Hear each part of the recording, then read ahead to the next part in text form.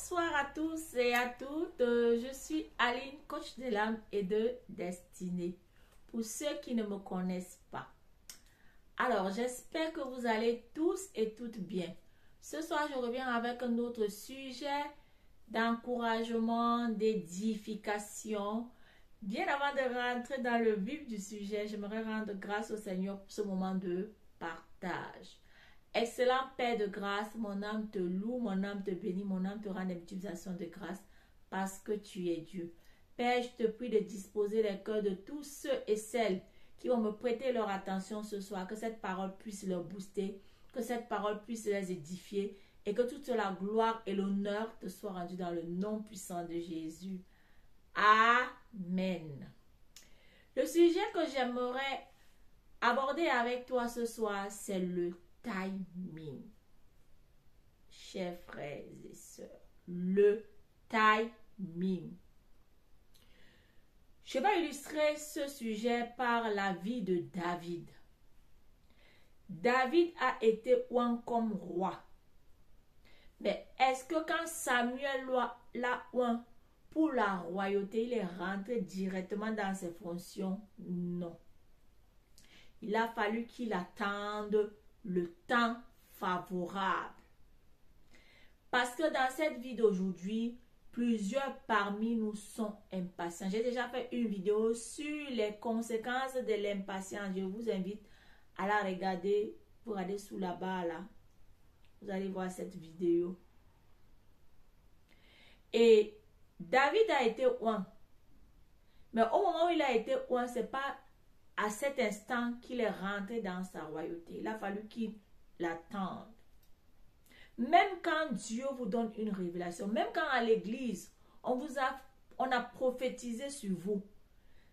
Le fait qu'on prophétise sur vous, ça ne veut pas dire que la prophétie là va s'accomplir là à l'instant T. Donc tu dois apprendre à discerner le timing, le temps marqué de Dieu, le temps favorable. Parce que le manque de discernement, quand vous n'avez pas le discernement pour saisir le timing, le moment favorable, ça peut vous coûter très cher. Donc David a attendu et quand le moment favorable est arrivé, il a apparu sur la scène. Plusieurs parmi nous sont pressés à entreprendre. Parce que l'autre entreprend, je vais entreprendre. Parce que l'autre a fait, je vais faire. Mon frère, ma soeur, apprends à saisir le bon timing. Le bon timing, ça va t'épargner beaucoup de frustration. Nous voyons des jeunes filles, par rapport à leur entourage, se sont mis à faire des choses qui n'étaient pas dans l'éducation qu'elles ont reçue de leurs parents. Pourquoi? Parce que l'environnement, la pression, wow, le temps passe, wow, tu vas devenir une vieille fille, wow, il est temps que tu te maries, wow, il est temps que tu fasses des enfants. Ma soeur, calme-toi. Ne cède pas à la pression de ton environnement, de ton entourage.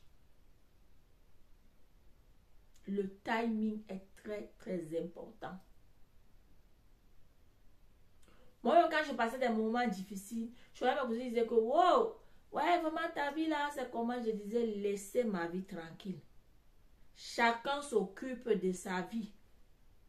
Laissez-la tranquille. Mon frère, ma soeur, j'aimerais te parler du timing. Pourquoi tu es pressé? Pourquoi tu veux faire les choses comme tout le monde alors que ce n'est pas le temps pour toi? Même la façon de parler, il y a des gens aussi qui ont perdu peut-être leur mariage, qui ont perdu des relations, de très bonnes relations à cause de leur bouche. Ce que tu dis là, c'est vrai, c'est juste, mais est-ce que c'est le moment pour en parler? Que le Seigneur nous communique la sagesse de pouvoir saisir les bons timings dans nos vies. Il ne faut pas faire des choses parce que tout le monde fait. Il ne faut pas faire des choses parce que tu cèdes à la pression de ton entourage. Il faut faire les choses dans le bon timing. Le fait de ne pas saisir le bon timing risque de te coûter très cher. David a attendu le moment favorable et Dieu l'a élevé. La Bible dit que celui qui s'abaisse sera élevé, mais celui qui s'élève sera rabaissé. Mon frère et ma soeur, c'est à toi que je m'adresse ce soir. Tu n'es en compétition avec personne. C'est aussi l'histoire d'un pasteur que j'avais suivi, que Dieu lui avait dit qu'il devait lui bénir dans une ville. Aussitôt qu'il a entendu Dieu, il a commencé à préparer ses affaires pour emménager dans cette ville. Sa femme lui avait posé une question.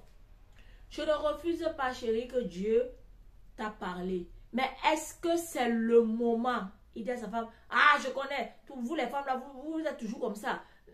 Dans l'empressement, ce n'était pas le bon moment. Le pasteur a tout vendu, il a vendu tous ses effets pour aménager dans la ville que Dieu lui avait dit qu'il devait l'élever. Mais Dieu avait dit, mais il n'a pas pris la peine de se ressaisir et de dire à Dieu que à quel moment cela va s'accomplir. Et plusieurs parmi nous, on est comme ça. On a reçu des prophéties des gens, ou même Dieu nous a parlé, mais est-ce que Dieu vous a dit que c'est le moment?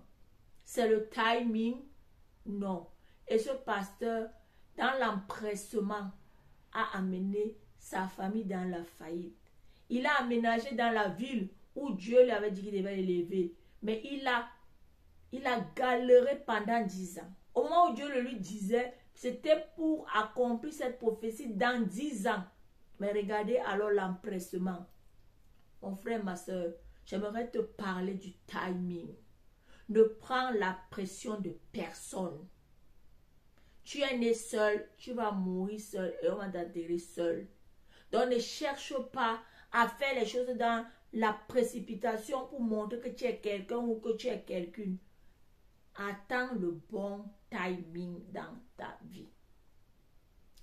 J'espère que cette vidéo va t'encourager, qu'elle va t'édifier, que toute la gloire et l'honneur soient rendus à notre Dieu.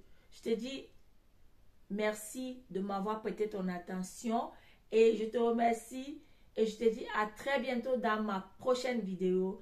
Aline, coach de l'âme et de destinée. À bientôt.